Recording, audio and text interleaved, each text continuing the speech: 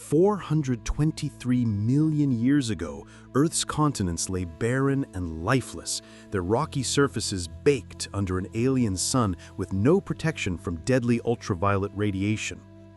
The atmosphere contained only half the oxygen we breathe today, while massive ice sheets covered much of the southern supercontinent Gondwana, creating a world of extremes. In the shallow seas surrounding these desolate land masses, an evolutionary revolution was quietly brewing that would forever change the face of our planet and life itself. Primitive plants called charophytes, resembling modern pondweeds, had developed waxy coatings and specialized cells that could survive brief periods outside their aquatic homes. These pioneering organisms began their tentative exploration of tidal zones, where receding waters left them exposed to air for increasingly longer periods each day. Simple mosses and liverworts followed, spreading across damp shorelines like living carpets, their tiny structures absorbing moisture directly from the humid coastal atmosphere. The first primitive vascular plants, including early species of Cooksonia, stood barely centimeters tall, but possessed revolutionary water-conducting tissues that changed everything. These microscopic pioneers created the planet's first soil by breaking down rocks with acid secretions, mixing organic matter with mineral particles for future generations. Arthropods, the joint-legged invertebrates that had dominated the seas, began following their plant prey onto land, becoming Earth's first terrestrial animal colonists.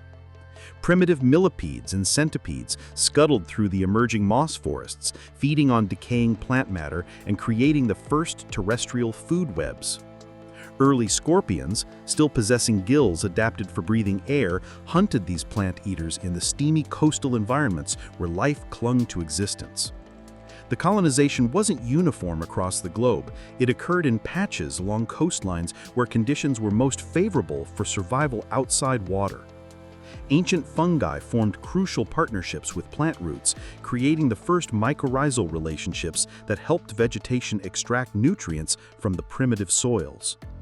Seasonal patterns emerged as these early ecosystems learned to survive the harsh winters when ice sheets expanded and summers when temperatures soared. The carbon dioxide levels were nearly 15 times higher than today, creating a greenhouse effect that made the coastal regions warm and humid.